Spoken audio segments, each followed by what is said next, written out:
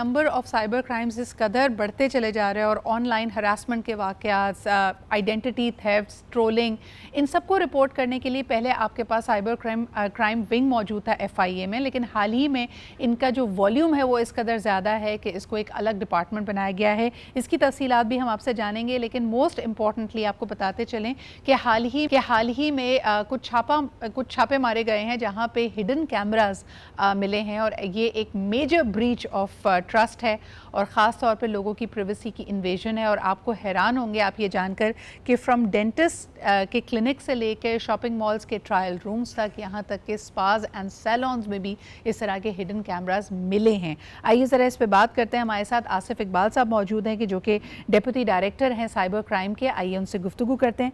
अस्सलाम साहब। जी वालेकुम अस्सलाम। आसिफ साहब, सबसे पहले तो इस पर रोशनी डालिएगा कि FIA से अलग करके अब आपका डिपार्टमेंट बाकायदा फुल फ्लेजेडली एक इंडिपेंडेंट डिपार्टमेंट है साइबर क्राइम का? जी अभी ट्रांजिशन चल रही है जी। नोटिफिकेशन हो गया डिपार्टमेंट एक अलहदा से बनाने का, वो national cyber crime investigation agency का।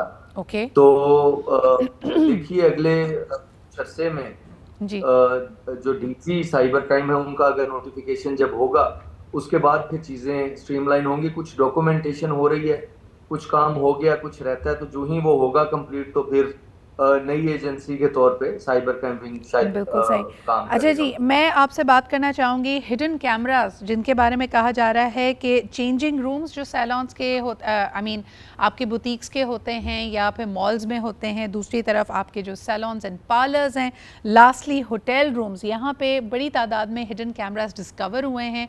ये बड़े मुस्तनद क्रेडिबल इंस्टीट्यूशंस तो नहीं है, लेकिन छोटे मीडियम साइज़ इस तरह के बहुत सारे मकामात हैं।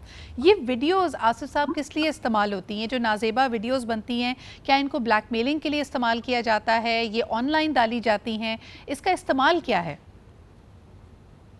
जी देखिए, इस तरह की जो वीडियोस हैं इसके पहली चीज तो ये है कि ये वहां पे कैमरास होने ही नहीं चाहिए जहां पे आप उस हालत में हैं। खवातीन जाती हैं मेकअप करवाने के लिए या जो भी उनका ट्रीटमेंट होता है, वहां पे कैमरास होने ही नहीं चाहिए। ये सर्टन कर लेना चाहिए उनको खुद कि जहां पे कैमरा होगा वहां पे वो ट्रीटमेंट नहीं करवाएंगी या उस सैलून में नहीं जाएंगी। दूसरी चीज ये कि कहीं बाहर अगर कैमरास हैं जहां पे ट्रीटमेंट नहीं हो रहा, तो वो ऑब्वियसली वो सिक्योरिटी के लिए कुछ उनके मोबाइल चोरी हो गए, कुछ चीजें चोरी हो गई या कुछ इस तरह का मिसहैप हो गया, वो जरूरी नहीं है, लेकिन ट्रीटमेंट वाली जगह पे नहीं होना चाहिए। दूसरी चीज ये कि अगर इस तरह के वीडियोस या इस तरह की पिक्चर्स आउट होती हैं, आपने देखा कि बहुत सारे लोगों की वीडियोस और इस तरह की पिक्चर्स लीक हुई जिसकी वजह से या तो वो खुदकुशी कर गए या उनका करियर खत्म हो गया, या मतलब कहीं ना कहीं वो इस लेवल पे डैमेज हो जाते हैं कि वो आगे नॉर्मल जिंदगी नहीं गुजार सकते। इसका मतलब है कि इसमें आपको जो है वो अपना ख्याल करना है। अब आपको केयरफुल होके रहना पड़ेगा। कहीं कपड़े लेने जाते हैं, चेंजिंग रूम में लेकिन कैमरास जो आसिफ है वो साहब लगे हुए देखें, अब हमारी बिल्कुल आपके यहाँ होने का फ़ायदा और इस सेगमेंट को करने का फ़ायदा यही है कि we want to let people know कि उनको विजिलेंट होना पड़ेगा, होशियार होना पड़ेगा और वो इन चीज़ों में मोहतात रहें।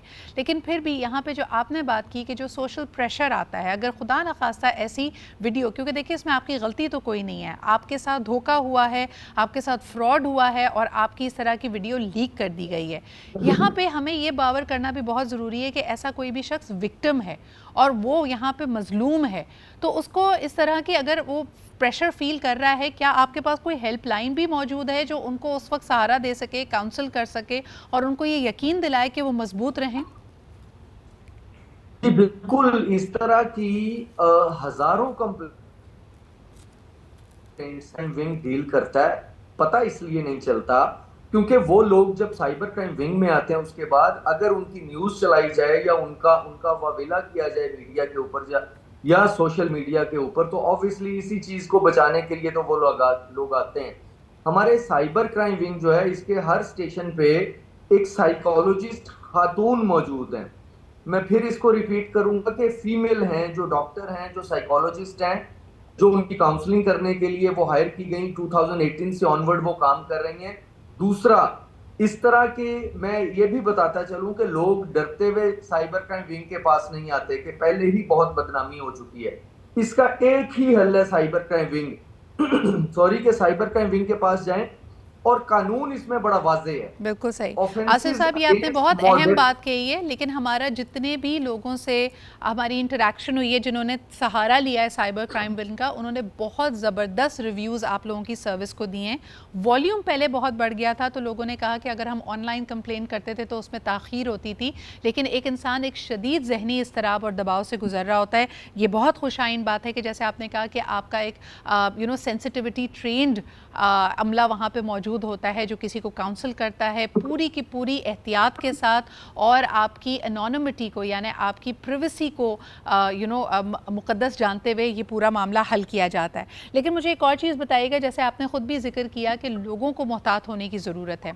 हम किसी भी ऐसी जगह पे जाएँ, जैसे ख़वातीन अगर कपड़े ख़रीदने के लिए जा रही हैं और चेंजिंग रूम मौजूद है, तो किन चीज़ों के बारे में हमें एहतियात करनी चाहिए, हम कैसे सर्वेलेंस कर सकते हैं? क्योंकि कुछ कैमरास तो बिल्कुल सामने नज़र आएंगे और वहाँ पे ख़वातीन एहतियात कर सकती हैं, लेकिन हिडन कैमरास को हम कैसे ढूंढ सकते हैं? नॉर्मल वो कौन से स्पॉट्स होते हैं जहाँ ये नस्ब किए जाते हैं? कुछ हमारे व्यूअर्स को बताइए। अच्छा, उसमें ये टेक्नोलॉजी आगे से आगे बढ़ती जा रही है। अब तो सो मच ये हो गया कि लाइट्स के अंदर कैमरास जो हैं वो अवेलेबल हैं, जो आते हैं। और दूसरी चीज ये है कि इसका वही पुराना तरीका कि अगर वहां पे लाइट ऑफ करके मोबाइल की अगर आप ये ऑन करके आप इसका कैमरा वीडियो मोड में अगर आप उसको घुमाएंगे तो रेड सी लाइट आएगी जहां पे कैमरा लगा होगा। वैसे वॉल्स के ऊपर तो आपको नजर आ जाता है कोई भी ऐसी चीज, खसूसन जहां पे बटन्स हैं, जहां पे आप कह लें कि कहीं पे फूल रखे हुए हैं, वो लाइट्स के अंदर हो सकते हैं, वो इस तरह की जगह के ऊपर ये जो कैमरा होता है। होटल्स के, आप गेस्ट हाउसेस के रूम्स के अंदर की वीडियोस निकली, वो भी एक पुराना स्कैंडल है, आज से बहुत अरसा पहले से चलता आ रहा है। तो ये वो इस तरह से इसको देखा जा सकता है। दूसरी चीज, चेंजिंग रूम का जो आप बात कर रही हैं सॉरी मेरा थोड़ा गला खराब है। चेंजिंग रूम का ये है कि अभी खवातीन ने चेंजिंग रूम्स यूज करना छोड़ दिए। बहुत सारी डिस्कशन होती रहती है इस हवाले से।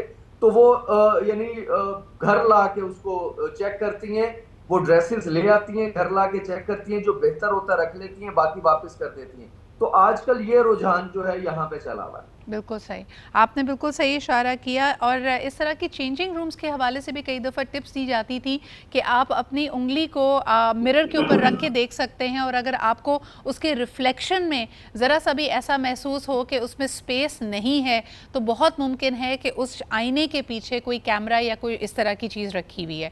अब लेकिन आपकी वाली बात कि टेक्नोलॉजी बहुत आगे बढ़ गई है। मुझे ये बताइए कि प्रोसेस क्या होता है अगर कोई शख्स विक्टिम हो और उसकी मालूमात में ये आए कि उसकी इस तरह की कोई नाजेबा वीडियो लीक कर दी गई है, खुफिया तौर पे बनाई गई है, तो वो रिपोर्ट कैसे करें आपके डिपार्टमेंट को? जी, बड़ा पर्टिनेंट क्वेश्चन है। इसके लिए सबसे पहले मैं ये इनकरेज करूंगा कि खुद जाके जो साइबर क्राइम के ऑफिसेज हैं, खुद जाके कंप्लेंट करना जरूरी होता है। क्योंकि एक्चुअली जैसे आपने इंट्रो में बताया कि नंबर ऑफ कंप्लेंट्स जो हैं वो बहुत ज्यादा बढ़ गई हैं, बल्कि मैं तो कहूंगा कि फ्लड आया हुआ साइबर क्राइम के हवाले से, कि लोगों की एजुकेशन नहीं है। जी। खुद जाके कंप्लेंट करें। 15 स्टेशन हैं वहां पे पाकिस्तान के अंदर जो काम कर रहे हैं। इवन गिलगित बल्तिस्तान में एक ऑफिस है। और इसके अलावा गूगल किया जा सकता है, आप सही। गूगल करके देख सकते हैं कि बहुत सारा बिल्कुल, कंटेंट पड़ा हुआ बिल्कुल। गूगल के एक तो ऊपर आपने कहा कि कि पर्सनली कैसे विज़िट कम्युनिटी। करें। आसिफ साहब, एक आखिरी सवाल करना चाहूँगी जो आई नो कि थोड़ा-सा डिटेल्ड है, लेकिन उस पे ज़रूर आप कमेंट कीजिए कि एक तो ये वीडियोज़ हैं जो खुफिया तौर पे बनाई जाती हैं। कई दफ़ा हमने देखा है कि कोई रिवेंज में आपका कोई दोस्त, कोई साथी, हो सकता है कोई रिश्तेदार, कोई ऐसा शख्स जिस पे आप भरोसा करते हैं, वो आपकी पर्सनल वीडियोज़ अगर लीक कर दे, तो तब मामला कैसे आगे बढ़ता है? क्योंकि कई दफ़ा ये देखने में आया कि आपने ख़ुद दानिस्ता तौर पे ये वीडियोस भरोसा करके उस इंसान को दी होती हैं। ऐसी सिचुएशन में ये केस किस तरह मुख्तलिफ अंदाज में हैंडल किया जाएगा? देखिए, इसमें सबसे पहली तो चीज ये है कि ऑब्वियसली आपको रेमेडी मिलनी है साइबर क्राइम विंग से और आपको जाना है। लेकिन जी। उसमें हरासमेंट का लेवल इतना ज्यादा होता है कि जो विक्टिम होता है या होती है, आमतौर पे फीमेल्स के साथ ये जिनको विक्टिमाइज किया जाता है, वो बेचारी इतनी डरी होती है कि वो कहीं पे जाने का तसव्वुर भी नहीं कर सकती। वो सेल्फ काउंसलिंग, या कोई दोस्त या जो सुन रहे हैं, जो बहनें मेरी सुन रही हैं, वो उनको इनकरेज करें, साथ लेके आए, साइबर क्राइम विंग में कंप्लेंट करें। और सबसे पहली चीज जो करने वाली है वो ये कि जो आपको हरास कर रहा है उसको पता नहीं चलना चाहिए कि आप साइबर क्राइम विंग के पास जा रहे हैं। उसकी रीजन ये है कि वो जब आप पता चलेगा कि आप साइबर क्राइम विंग में कंप्लेंट कर रहे हो, उसके बाद जो आपका एविडेंस होता है, वो वीडियोस, वो पिक्चर जो ऑब्जेक्शनेबल होती हैं, जिसकी वजह से वो हरास कर रहा होता है, वो डिलीट कर देता है। जी। वो या मोबाइल चेंज कर लेता है या उनको अपने पास से वो एविडेंस जब तक साइबर क्राइम विंग को नहीं मिलेगा तब तक उसके ऊपर उस तरह से लीगल एक्शन बिल्कुल। नहीं हो सकता। अच्छा, तो एक बगैर आखिरी सवाल। बताए हैं। एब्सोल्युटली, तो आपने कहा कि इसको बड़ा सीक्रेट रखते हुए पहले कंप्लेन करें, अमले का ताउन हासिल करें। बहुत मुमकिन है कि आपकी जो इन्फॉर्मेशन है, जो वीडियोस हैं, वो लीक होने से पहले ही साइबर क्राइम विंग की इंटरवेंशन से उसको पकड़ा जा सके। आखिरी सवाल आपसे करना चाहूँगी कि कई दफ़ा जो ये हमारे सेलिब्रिटीज़ भी हैं, रोज़ाना हमारे पास भी कुछ इस तरह की टू फैक्टर, अगर आपने ऑथेंटिकेशन वेरिफिकेशन नहीं लगाई हुई है तो हमारे ऑफिशियल सोशल मीडिया पेजेस को हैक करने के लिए आपके पास रोज़ाना फिशिंग अटैक्स हो रहे होते हैं। इनसे कैसे बचा जाए? और अगर कोई आपका पेज, जो आपका ऑफिशियल पेज है, उसको हथिया ले, पासवर्ड चेंज कर ले, तो क्या इसकी रिकवरी मुमकिन है आसिफ साहब? जी बिल्कुल, उसकी रिकवरी हो सकती है डायरेक्टली। जिस सर्विस का पेज आप यूज कर रहे हैं, whether it is Twitter, Instagram, Facebook, जो भी पेज आप यूज कर रहे हैं, यूट्यूब, उनके साथ डायरेक्ट लाइजन करके उसकी रेमेडी ली जा सकती है।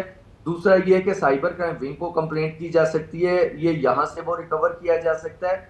तीसरी चीज ये कि इस तरह के जो अटैक्स हैं उनको रोका नहीं जा सकता। मेरे अपने फेसबुक के पेज पे, मेरे ट्विटर के ऊपर इस तरह के लिंक्स आते हैं कि आप इसको मोनेटाइज कर रहे हैं। जो आजकल उनका मॉडस ऑपरेंडाई है, जो तरीकाकार है, वो आपको पैसे का लालच देते हैं कि आप ऐड लगा लें अपने पेज के ऊपर, ये लिंक भेज रहे हैं, इस पे क्लिक करें, तो आप उस पे यूजर नेम पासवर्ड आपको देना पड़ता है, तो वो वहां से हैक कर लेते हैं। ये फिशिंग टेक्निक है। आपको वो अगर मोनेटाइज करवाने के लिए या आपको ऐड लगाने के लिए आपको लालच दे, आपने उस लिंक को क्लिक नहीं करना। ये बिल्कुल उनका सही। तरीका है जो जिसके जरिए ये वो नया हैक इस करते हैं। वक्त पैंतरा इस्तेमाल किया जा रहा है। बहुत बहुत शुक्रिया आसिफ साहब मौजूद होने के लिए। बड़ी खुशाइन थी आपकी बातें, तसल्ली बख्श थी उन लोगों के लिए जो अनफॉर्चुनेटली साइबर क्राइम के विक्टिम्स बनते हैं। लेकिन सबसे ज़्यादा अहम बात यह है कि आप कानून पे और हमारे इन प्रोसीजर जो प्रोसीजर्स हैं उन पे यकीन रखें, उन पे एतमाद रखें। अगर आप किसी भी तरह के इस तरह की सिनेरियो में हैं, कोई आपको ब्लैकमेल कर रहा है, प्रेशराइज़ कर रहा है, या आपकी मालूमात में आया है कि आपकी कोई वीडियो कोई इस तरह की लीक की गई है, तो please take action and let law take its course. बहुत बहुत शुक्रिया आसिफ साहब मौजूद होने के लिए।